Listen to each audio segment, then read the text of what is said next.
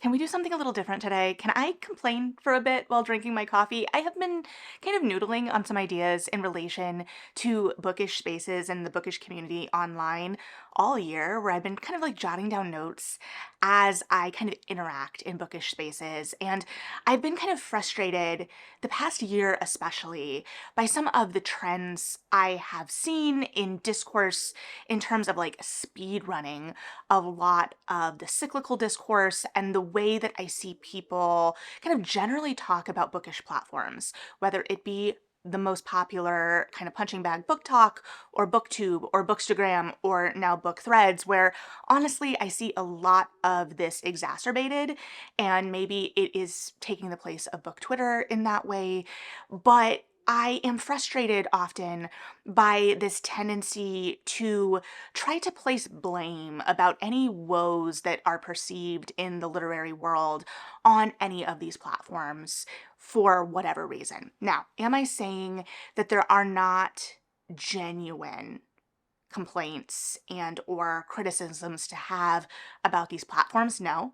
And I'm also not saying that I will never have those complaints or criticisms, or even today.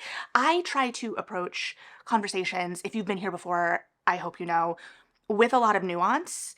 And that is what I'm hoping for today and will come back to in other contexts.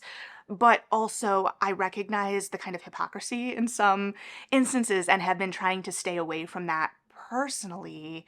But I also feel like it does a disservice to not kind of say this out loud. And it's also a kind of culmination of a lot of my thoughts over the year.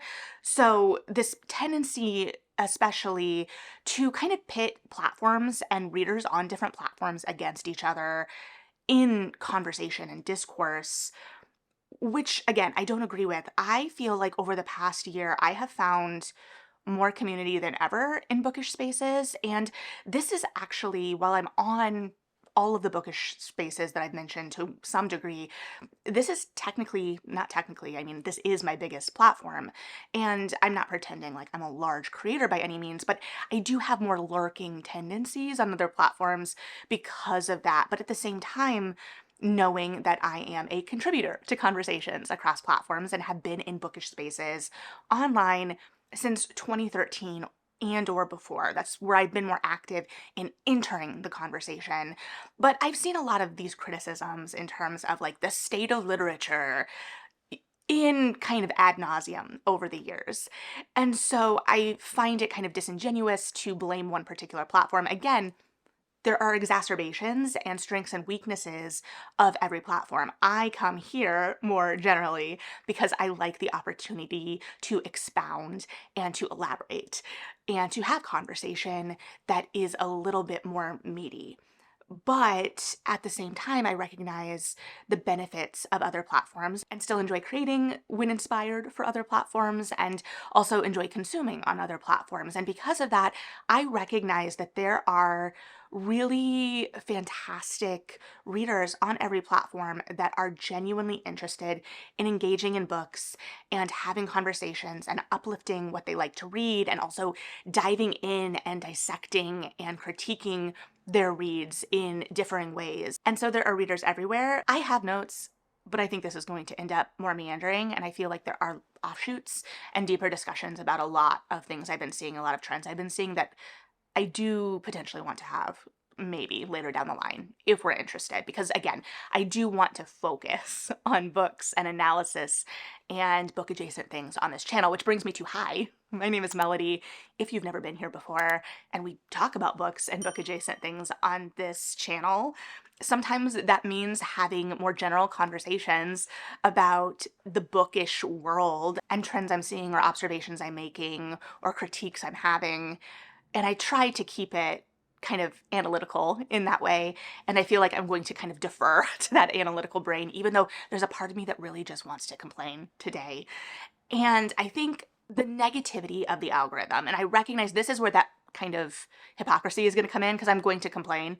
It's going to be negative, but I'm going to start by complaining about the negativity of the algorithm and how we kind of feed into this. And where I'm positing that we are the problem to a certain degree, I think there is this tendency to kind of point the finger to other platforms or other communities, or to want to feel like we are doing it better in whatever circle than some other circle over there. But I think we are all one big circle in a lot of ways. There are just quirks of different communities and different platforms. And at the end of the day, we have the power to uplift content and conversations we want to be engaged with.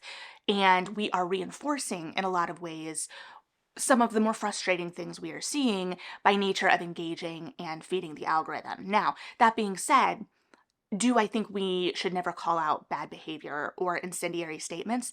Absolutely not. People have gotten really comfortable saying really egregious things and or kind of speaking with authority, again, recognizing the potential hypocrisy here in spaces that they're pretty new in. I say this with all love, mostly love, especially about authors recently. I've been seeing a lot of bad behavior from self-published authors, particularly on Threads, where there is kind of a sense of entitlement, whether it be to reviews based on star ratings or whether it be to enter reader spaces and positioned as, well, I'm a self-published author. Now, to be fair too, there is also a lot of bad behavior on the reader side from tagging authors into conversations regarding reviews and or just straight up trying to scam authors. So this is a really kind of amorphous giant blob of a problem that we're kind of going to bounce around, but the negativity of the algorithm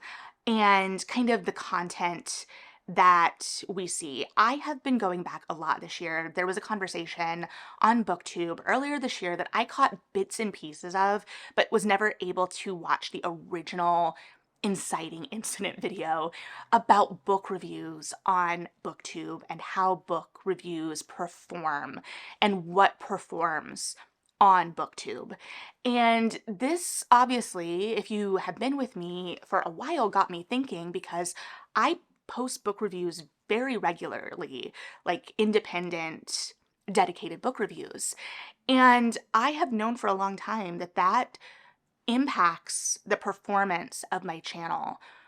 And so that is a consideration.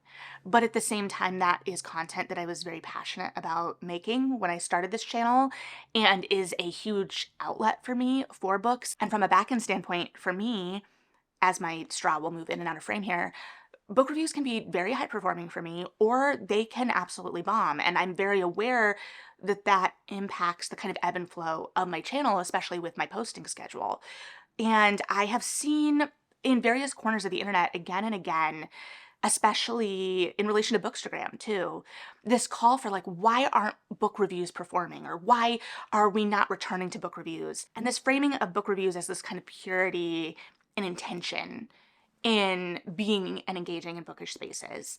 And book reviews are my bread and butter. They're what I love talking about because I love talking about books. I came up in book blogging, and that's how I most engage with my reading life. But I also recognize their tendency to be hit and miss in that in my own reading life, I am much more likely to engage in a book review or a conversation about a book after I've read the book. So I absolutely get it. And I'm very grateful to everyone here who engages with my book reviews before or after, but kind of returning to this call that I see again and again for what content we want to see in bookish spaces online, but does that align with what actually performs? And I see so many readers, again, across platforms, creating the content that I see the calls for. And I think that at a certain point, we have to kind of remove ourselves. There's always going to be the creators that float to the top through, hard work, through luck, through whatever aesthetic privilege may exist. And that is a factor, unfortunately, that can tie with, hard work, obviously, as well, because creating that kind of consistent aesthetic, especially like the bookish aesthetic that is comforting for viewers or for people who engage with your content in whatever kind of way, that takes work too. I think that we often forget the time and work that goes into even the most basic of posting. And so I see calls for what we want, but it's so much easier to engage in that negativity, and it feels like it's harder to, or we're not engaging as much with the uplifting of the content we actually want to see. And this goes to this kind of feeding the negativity cycle and this returning discourse, which returns me to this idea of what the algorithms are feeding and what we are feeding the algorithms that are training them.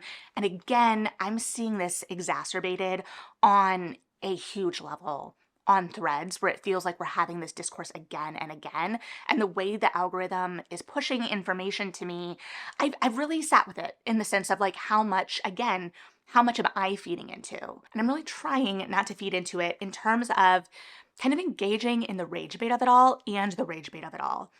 And I think we are seeing this and the prevalence of rage bait across platforms. Obviously, in its earliest form on platforms like YouTube, it was the concept of clickbait.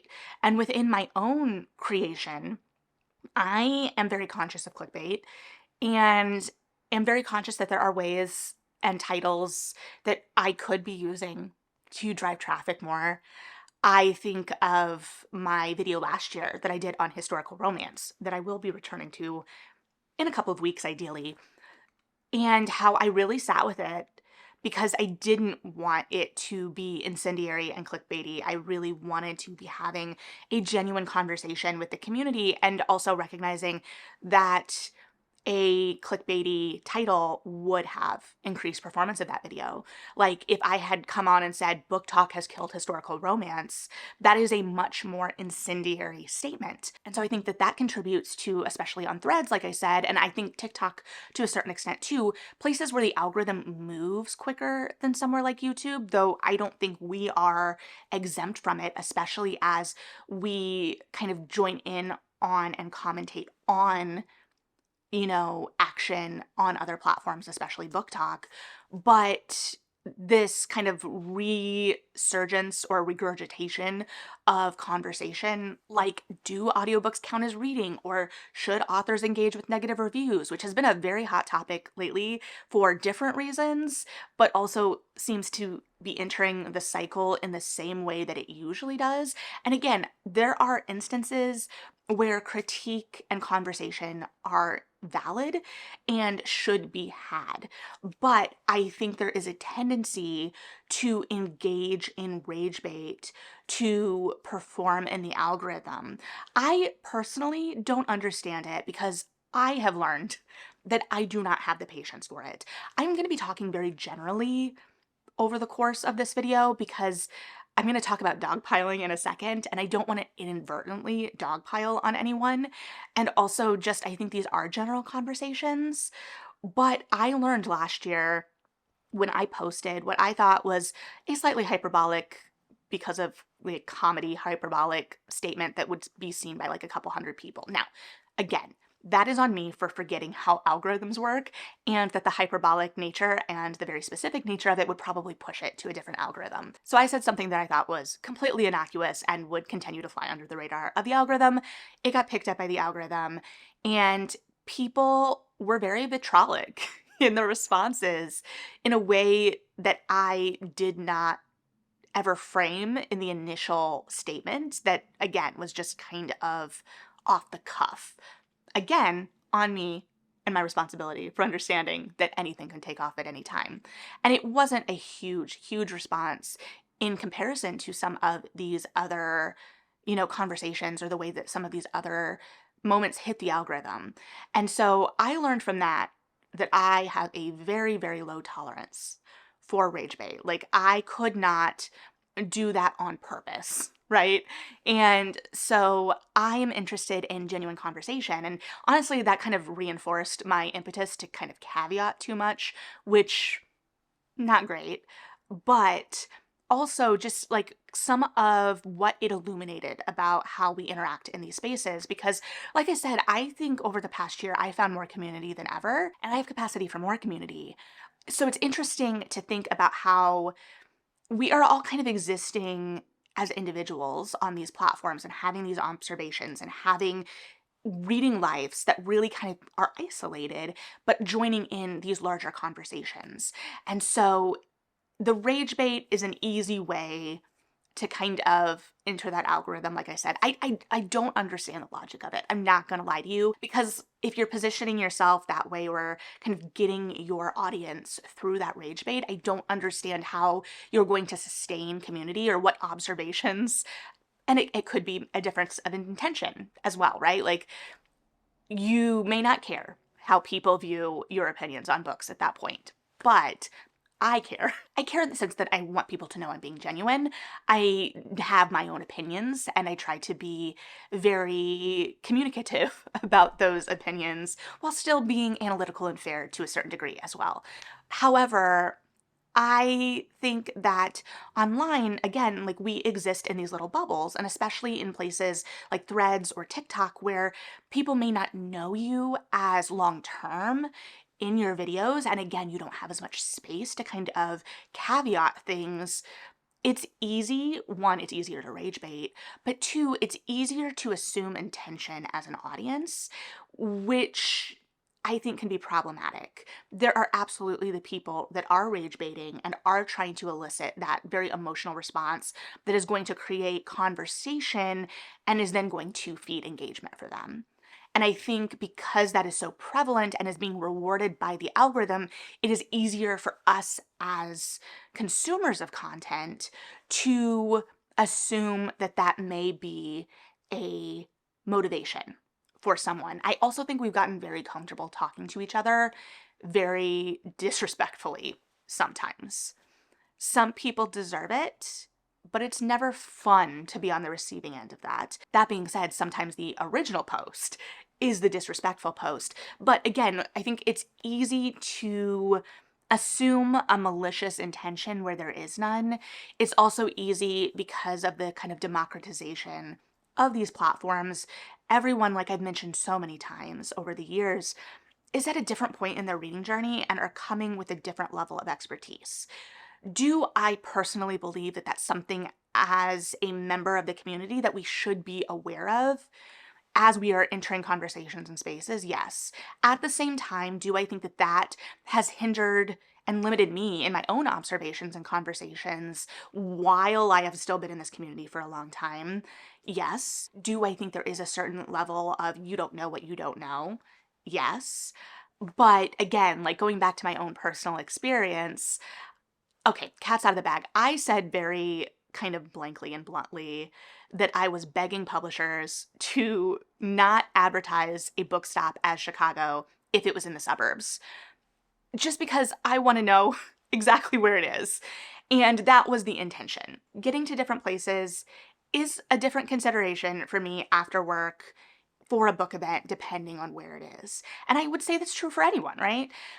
This was interpreted by a lot of people as a maligning of the suburbs and or a refusal to admit that the metro exists. Because I said, if I can't access it via the CTA, that's not Chicago for me. And this, again, was interpreted as a maligning of the suburbs, of a refusal to acknowledge the metro.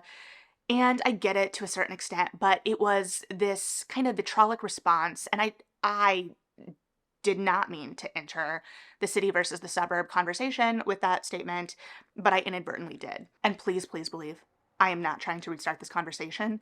I am just using myself as an example rather than using anyone else that did not consent to being an example as an example. And even as it being my own statement, I'm barely consenting at this point because, man, so there was this tendency again to assume intention with that statement and to have some kind of moral superiority in a response and have a level of enthusiasm in response that was maybe outsized. Did I use the word begging? I think it was begging. Sure. Again, hyperbolic, because that's the nature of some social media platforms. Is it that serious? No. However, it's statements like that, statements like, do audiobooks count as reading? Which again, I do think often. At this point, if you're posting that, I believe it's rage bait or an engagement bait at best. And if we are engaging in those conversations, we are rewarding it. And we're engaging in those conversations and kind of uplifting those conversations rather than the conversations about the books we want to be talking about. Because I can post something like raving about a book or in conversation about a book I'm reading and it get viewed by like 13 people, which fine. I'm not entitled to views on any social media platform, and I am incredibly grateful for any views or engagement you give me here. Like, I like having these conversations with you, but I don't take it for granted that I am owed anything, to be clear. And I think too, I have a little bit of discomfort with talking about the back end stuff to a certain degree, because absolutely I'm showing up wanting to be engaged with, wanting to be viewed. And I think that goes back to the conversation we had earlier this year about book reviews and about, content being produced online and what is rewarded by the algorithm, what people are actually engaged with versus what they say they want. And so we're seeing this exacerbated again on platforms where the algorithm moves more quickly. We see it on Threads, we see it on TikTok. I feel like we see less stitches now, but we definitely still see a lot of stitches and a lot of kind of snowballing of conversations. And sometimes those conversations need to be had. They're incredibly valid. And sometimes it goes on too long and turns into dogpiling. And it definitely also depends on kind of the grandiosity of the statement, the originating statement, right? Like, if someone is just new to a community, doesn't know what they don't know, says something kind of stupid. Is it kind of stupid? Yeah. Maybe it gets pointed out that it's kind of stupid, and then we move on, ideally. Now, again, the logistics of this change based on the person making the statement as well. Like, is it someone with 200 something followers that just makes an offhand statement? Is it someone with a particularly large platform, whether it be bookish or otherwise? Is it someone where there is like a power dynamic at play inadvertently, an author, someone within the publishing industry? Like, there are levels to this, there are nuances, as always, but also these are still organic conversations. And I think it's important to kind of contend with that. But I do think we have a tendency to dogpile, and I think we have a tendency to dogpile because we are being fed this content. We want to be part of the conversation, and it just is a kind of self-fulfilling prophecy at a certain point. But I also think it goes back to kind of this tendency to assume intention from someone. Going back to my own example, I had someone post a TikTok that was inadvertently about my statement, thankfully did not mention me. So much kudos there. But at the same time, completely misrepresented what I said. And it felt condescending to me because it framed it as if I were asking questions that I wasn't asking. I was stating a preference for communication, for my own planning in my own life, on my own page with like 200 followers, right? Again, knowing the kind of meters of social media. At the same time, I think recently there's been a lot of conversation. Well, if you post something on social media, you have to be prepared for people to have opinions about it. In relation to reviews, which is, I have a lot of thoughts about the review discourse that is ongoing, that I have stated to some extent before when talking about negative reviews and the conversations we've had about negative reviews before, because again, we've had it before. But I think that sometimes it's easy to kind of misconstrue what someone is saying, especially on platforms like TikTok or Threads, where there's not as much space to kind of expound, where we are interacting with people in kind of little blips. So we don't have a relationship. We don't know who's seen what from what either. And there's this sense that we have an ongoing conversation that has built from years of kind of engaging in bookish spaces that is shaped by the spaces we've been in, right? So I don't know. I think that there is just a lot of dogpiling. I am also very much aware that I am likely preaching to the choir here, so thank you for humoring me. Again, this is me just complaining for a little bit. I just need to get it off my chest. It's been 6 years. I can complain a little bit, right? I've earned it. Also, okay, this is a tangent outside of like the larger conversation I'm trying to have here about how we engage online and what we uplift versus what we say we want, which I think is like the responsibility and the kind of call to action part of this. This isn't just me totally complaining. I do have like a point to it. And this I could tie in. I mean, give me an hour and I could tie just about anything in, probably to anything if I tried. So the idea that I see, particularly on Threads and TikTok and Bookstagram, and again, I'm not trying to pit any platform against each other because I enjoy all of these platforms in different ways. But I have seen, especially over the last however many years, a rise, and again, the caveat being this may just be me perceiving it more, it having always been there, a call and this emphasis on seeking out followers, subscribers. I also recognize the, again, potential hypocrisy because I do sit here and say, hey, subscribe to my channel, which I would love for you to do. I'm not opposed to people joining in on bookish conversations with me. I like when people like, subscribe, and follow on any platform. I am human. We are doing this to have conversations, and to pretend like we don't want any attention would be false for me. Now, do I want the level of attention that comes with some of this rage baiting?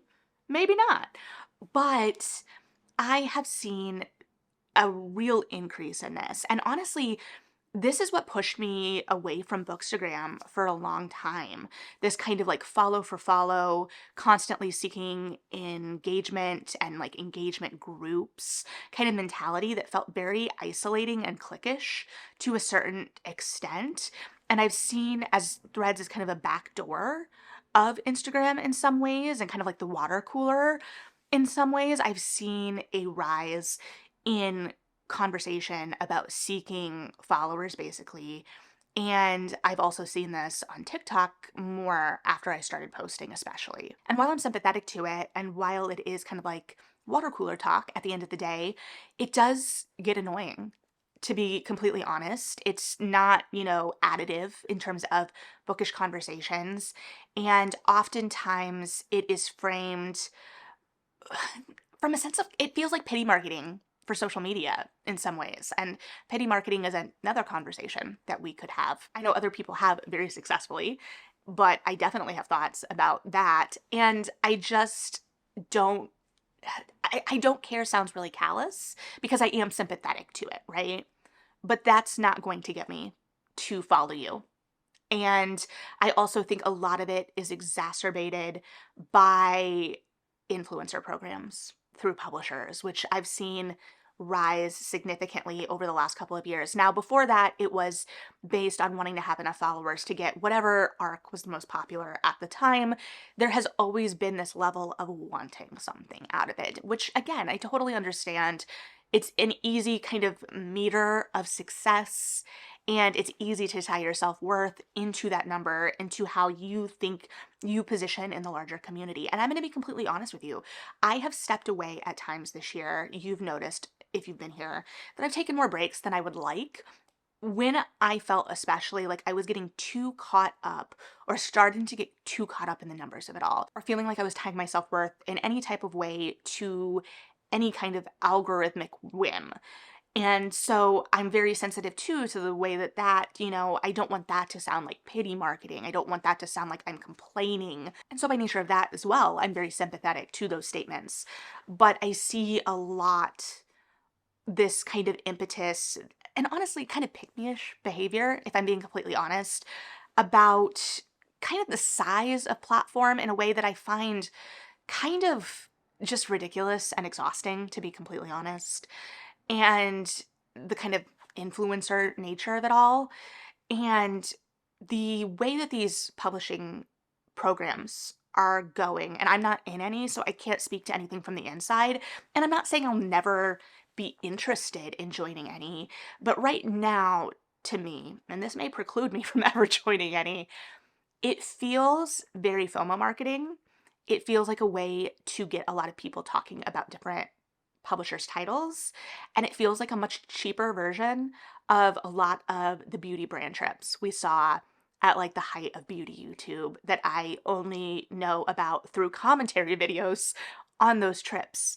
And so it feels like everyone kind of vying for these positions and feeling some kind of validation by the acceptance into these programs, which I understand. I'm also not saying that's everyone who is in these programs, because I know a lot of people, not intimately, but I know creators who are in the programs that I respect. And it's just, at the end of the day, access to arcs. And I think you're going to be happiest online in online bookish spaces recognizing that. And I'm also, again, as I mentioned in my arc video, where I kind of touched on some of this as well, I'm not, diminishing the power of advanced reader copies for a lot of readers, especially in the current economic environment, but also your access to an advanced reader copy is not a reflection on your worth. But this feels very insider baseball. So back to the kind of overarching kind of conversation I want to be having, because to a certain extent it is insider baseball in the sense of what content I'm seeing produced, but at the same time, within the context of the larger bookish community across all of these platforms, whether it be as a creator or a consumer of this content, oftentimes both, I think that we have to acknowledge the power we have within these algorithms and to shape these algorithms. And so I think it's so easy to complain about any platform that it isn't doing what we would like to see. But I can almost guarantee that across any of these platforms, there is someone doing what you would like to see. And I think it's so easy to just kind of stop at, the highest common denominator and assume that that's what everything is. But I, like probably many of you, follow creators and readers across all of these platforms that I think are super thoughtful and engaging in their approach to reading and their reading life and how they talk about what they read. And so I think it is just a matter of really zooming in and making sure that we are uplifting those voices. At the same time, I don't want to say, again, I don't want to pretend like none of these conversations and the critique is necessary. I hope if you've been here for a second, you know that I do value critique. And I also think that in wake of the kind of negativity of these algorithms and the way that these algorithms reward negativity, we have seen an unfortunate overcorrection toward toxic positivity. And I also don't want to engage in toxic positivity, wherein we are not allowed to talk about anything negative at all. We are not allowed to critique anything at all, because I think that it is a way to stop conversation. You can engage in your platform or your conversation however you're most comfortable. If you're only comfortable or only want to uplift positive things, am I saying either that you should go into the comment section of someone who is raving about a book just to talk about how much you hate it? Not necessarily. However, I have had conversations in my comment sections where I have maybe recently, I think I had a comment for a book that I didn't resonate with me as much. I didn't find it as successful. And someone commented all of the ways that they were really engaged with the read and they found it successful. And they were engaged as a conversation. Now, I'm not here to tell you how you have to respond or in what tone, but I thought it was, a really great conversation and kind of like a perfect example of what I want this space to be, where there is room for dialogue about books and these titles and what we find successful and what we don't, and the awareness that that may vary from person to person. And that's why it's important to kind of gauge how you align with different people's reviews. And also, I try to kind of articulate to whatever degree why I'm finding something successful or not in a particular moment. Now, is that always possible? Am I always successful at it? Absolutely not. But to return to this idea of toxic positivity, I think it's often weaponized in relation to these larger conversations as a way to shut down legitimate criticism and critique, especially about kind of like overarching systematic issues. And to a certain degree, we are beholden to some of those larger systematic issues across these platforms. But I think it's important to recognize where we do have power and to shape what we want to see out of bookish spaces and reward that with our attention more than these incendiary statements that are being made for the sake of gaining your attention and your engagement. And on a certain level, I think it is a matter of it's easier to talk about things you don't like than things you do, because it's easier to articulate that and it easily elicits a bigger emotional reaction. So it's sometimes easier to kind of see something you agree with and go, oh yeah, and kind of scroll by. So I think kind of making the conscious effort to more authentically engage with content that we want to see perpetuated across these different platforms. So as much as like we can complain about what we aren't seeing, the odds are it does exist. We just haven't uplifted it enough. And also, to a certain degree, we can kind of help shape and mold the communities to be what we want to see. Again, I recognize the nuances of that. I recognize the larger issues and that there are larger systems at play, and that, as always, we are a small fraction of readers, even within bookish spaces online. Like, I think it's easy to take for granted, especially as bookish spaces have exploded since 2020 and this community has increased and the conversations are really vibrant and there are so many different fractions of this community, which I think kind of also factors in to a lot of this conversation. But I think it's easy to forget how many readers are still outside of these spaces, and they are still very valid, voracious readers with lots of opinions, and just the way that those conversations go. I don't know. Was this kind of a ramble? Yeah, probably. Did I tell myself that this was going to be very concise?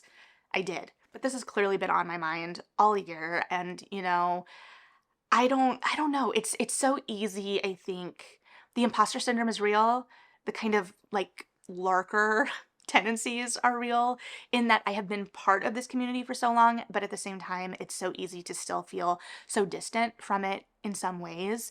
And so I am just working to do what I can with my power and attention, because my attention is power in whatever way, to reinforce what I want to see from the bookish community rather than reward people who are trying to gamify my attention, right? Like, that want something out of my attention that is not what I want to give them.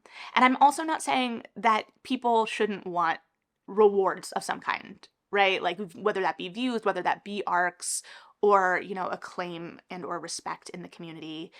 I think that that is all valid. So I think it just behooves us to uplift those that we see doing this well, and to again shape the communities into what we want to see rather than just talking about what we don't see that is probably already there. And if it isn't, still call for it or make it yourself. And I'm not saying that from a dismissive standpoint, but from what I hope is an empowering call to join the conversation standpoint. So I don't know. It's multifaceted.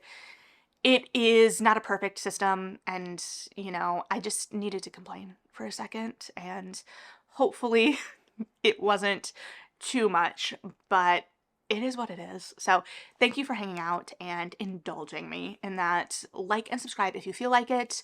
Let me know what you think about some of these larger conversations, and or if you'd like to have some of these other conversations as well. But thank you for hanging out and listening to my thoughts. Read something good, and yeah, bye.